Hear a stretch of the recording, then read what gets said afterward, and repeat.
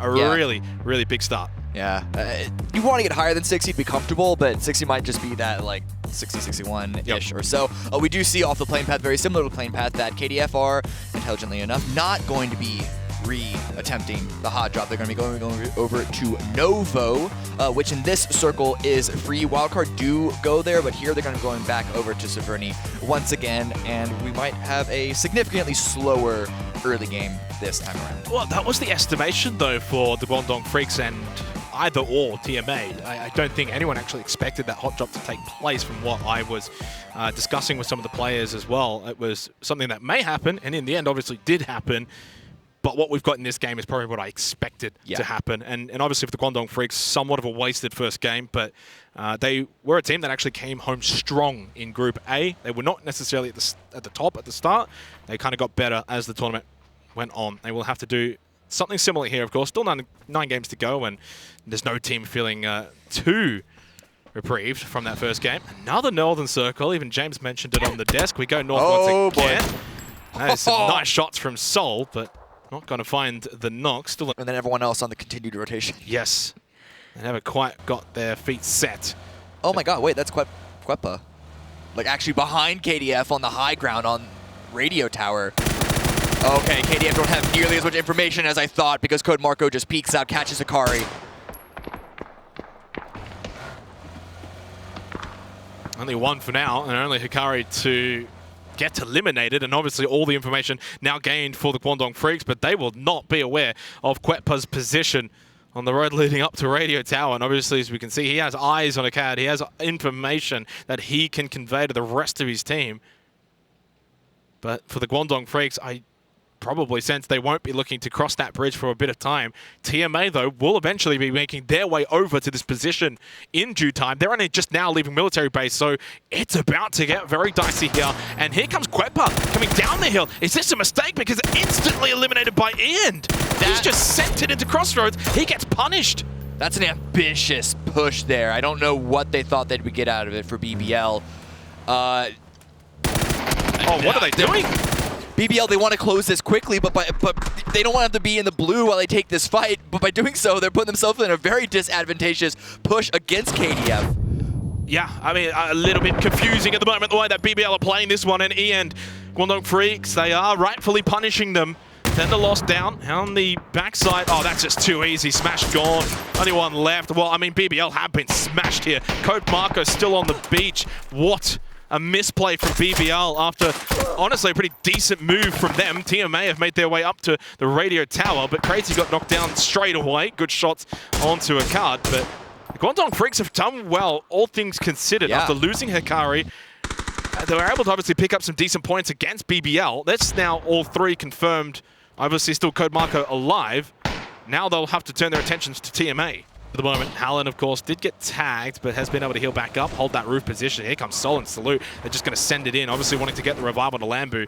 So one can go for the revive, one can then try and hold a more forward position. Salute's going to be careful, though. He is giving Perfectix a chance. But Flash, Daytrade, they've also got an angle on this. So Twisted Mind's in a very precarious position.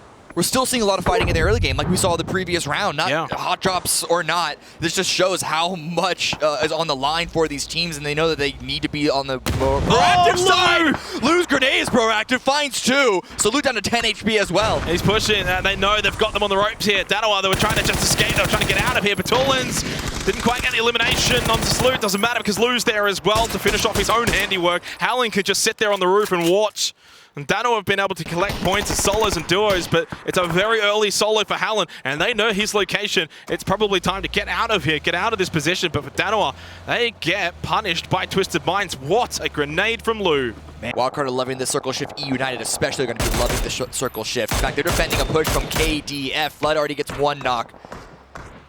Snakers as well. I mean, E United playing the gatekeep role against the Guangdong Freaks really successfully. Kickstart and Flood will still hold the blue, knowing Lash K's a bit further afield. Obviously for Snakers and Rallo to have to wonder about position now, especially on this northern side where it is really open. That is a wonderful nade, and it will get the job done. Uber steals one kill, gets another knock as well. And they're going to want to close this up as quickly as they can because of the hard shift against them, but they can't go too aggressive with it. They don't want to pull a BBL. They want to make sure that it's nice and clean and controlled before they then push into the south side. There's a push though, Mal getting close to Balmor, so this is going to be a bit of a free-for-all down to the south. Na'Vi still have to contest with Day Trade as well in this vicinity. Neurons is knocked, big time play for Day Trade. Puchils would love to get that revive, but I just don't think they have the time and space to do so. Uber wants to play the rock deep into blue, expecting them to push out. Big push now onto E United from QM. E United do still have the numbers to salvage this. Flood, Kickstart, Snakers all still up. Only Rello got knocked down, and they got at least one there onto QM. They're gone. Not a bad effort from E United. Question mark go down into last while E United rise up the standings. Ooh, they have another knock against Flood. However, YAHO are going to continue to push on this. It's an easy decision to make if you're YAHO. Finding the angle, they spot Snakers. Couple of shots in return. They might not be aware of Kickstart's swing down to the other side. He is going to pounce, gets a couple of shots, but again, no knock. But enough to push Shimboy back. That's the main thing. They cannot get Flood back out though. Big nade from Sparkingg, and a really good job to confirm that kill. If Flood had have been able to get revived, a full strength E United really would have been able to thwart YAHO, considering they don't have Punich there with them. He's further back, holding the compound up by Cerberus' own send. That was the solo there for Uber pushing for the blue. So good spray, successful onto Lulu always. But Xiao DD gets knocked by Xiao Hai. Yuppie with the rock as well. What a spray onto Show. The transfer's pretty decent as well onto Suju. Lil Ghost is still alive, and he will be the last one standing now. Crazy. He gets taken down by the blue. So Yuppie and Xiao Hai, who just got off that first aid kit and is still trying to heal on up. There goes 17 Gaming. A massive game number 1, but only 2 points gained from match number 2. TMA are coming out with some huge numbers. 2 games in a row coming away from the opposite side of where Circle 1 was, and they are prepared to fight every single time. Very interesting fight here. Compound not in the circle. Minute left. This has to be quick from both teams. Haisaki pushes up Adam with a good tag. The nade from Haisaki knocks himself down. He couldn't get it in through the window. Himas and Taikon, last two up. Taikon, though, no longer. Big nades from Waikiki, Mukau, and Nikus is very successful. Adam wanted to push out with the DPS, but guess what? They're all gone. Petulans will finish them off for Twisted Minds. Cerberus, like 17, big game 1, but have faltered in game 2. Good hold by Wildcard, helped by Cerberus' own unforced errors, but now the question is, where can they go? They held off the backfill, they held off the push, but everywhere else in the open is, in the circle is out in the open. And I was going to say, are they aware of teammate in the blue? Well, guess what? The kill feed says yes, because Crackshot got the kill into Yuppie. Free pick up there for Wildcard. Kickstart just trying to stay alive. James says no, but Kickstart says, doesn't matter, I already got us a placement point. Job done from Kickstart at the very least. Adam will get rid of Xiao Hai, so 2 free kills for Wildcard, but here come YAHO. Look at the space that YAHO have. They are the kings of the north at the moment. Well, there's nothing else there, so they can have those great, grand lines of sight between Belfrost and the covering fire on the opposite side of the zone, while the rest of the team, even Sparkingg in a vehicle, is trying to push. Sparkingg wants to get involved. He's that thirsty for a fight, that's thirsty for a kill. Well, the Northmen have to now come down south over towards New Happy, along with Overpeakers, who have a very, very nice 2-2 split, controlling a lot of this basic circle. Shots now back and forth between YAHO and Wildcard. Shinboy with 2, but he has to back away. Punich gets confirmed. This could give an opportunity for Wildcard to get the revives that they need to get back up. As for, I don't think Belfrost has the angle, but Sparkingg has the grenades. Smokes were dissipating, but they threw out a couple of more fresh ones, so the cover should still be there to go for the revive. Oh, never mind, bye-bye, Nick, as that was a wonderful nade from Sparkingg. He has been able to hit quite a lot of those this tournament. Now, Mexi and James in some trouble. They are the 2-2 split that pushed forward for Overpeakers. They do not have Varden Klib, and it is evident. Both down, out for the count. Spyro to collect for Twisted Minds. Well, he was at least able to stay alive for longer there for TM. They'll take some very valuable points from this second match. They got a 15 in total, double-digit kills.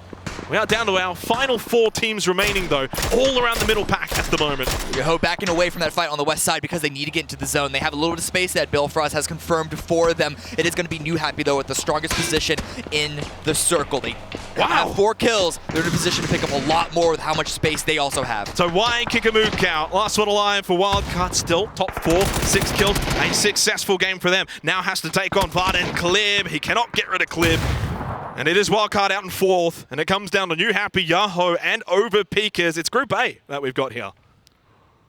Group A, best group. YAHO right now. Billfrost trying to find the angles. New Happy are a little split attention-wise, understandably so. They have a team right now.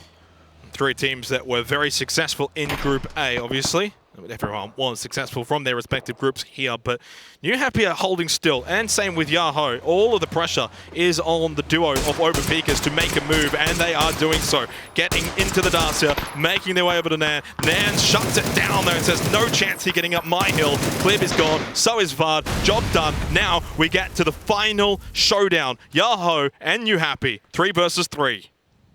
And already the second Overpeakers went out. New Happy put a focus on the north side. Non even pushes up a little bit. You don't want to give up that position necessarily. You could still find a nice little off angle from that spot, but both these squads can only really stay on the east side. I say that Non is actually going to be looping down below, maybe to try and find some gear off of the boxes from Overpeakers. That does seem to be the case right now, but he also might be looking for a cheeky little off angle that could catch YAHO off guard. No grenades, though, on that death body. So I think that's something that they would have liked to have got a bit more of. Bit of damage on MMing. He's going to back away.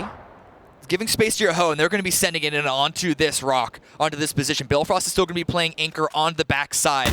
But that could just be a trap. They know exactly how to throw these grenades. They've done it to Overpeakers. They could be doing it again to YAHO, but Sparkingg peeks. Yeah, and he peeks successfully down onto MMing. Nan taking some damage as well. Has to fire back with a bit of help from HS. They do get the knock onto Sparkingg. Shimboy will peek over, and he will sit down HS as well. 2 versus 1. Balefrost and Shimboy have the high ground advantage from here. Nan going for the revive onto MMing. He can throw out some more utility as well to delay the push from Balefrost and Shimboy, but they will trade revives. They will go for Sparkingg, so from a 2 versus 1, it will be a 3 versus 2. Balefrost jumping to find that higher angle, looking to confirm the knock onto HS, but more utility flying in, spotted in the air. They're going to back off. But Shimboy with a nice flank around. Shimboy's got to be successful here, and he is not. MMing with a massive knock onto Shimboy creates the 2 versus 2 environment here. Now it's pretty dead even, and Nan going for a wrap down the bottom. Will YAHO be expecting this though? While MMing holds, Nan is going for the power move play, and Balefrost is expecting it. Big time play, but MMing gets the trade instantaneously, and he spots the hand of Balefrost. What a fight that has eventuated here. Balefrost surely cannot go for the revive. He will stick it for as long as he possibly can. Sparkingg is watching like a sentry turret. He does die, but job done. He got info that MMing was not pushing. But now MMing might be going for a revive on his own end. Billfrost not quite confident enough to peek, but he does have a flash at the ready. He's got to hold it. He's committed maybe too long now. He has to probably get off of this one. Gets 1, can get 2. Shimboy gets the final kill from this game. It's YAHO with a 7-kill win. My heart was beating the whole time because it was a chess match of revives and rock, paper, scissors of baiting each other out. Do you hold a commit onto this, or do you try and fake them out? Do they wrap? Are they pushing? Balefrost watches whether he had the information or not. We're not quite sure, but that was still really, really well played from both teams. I think we really saw them both just giving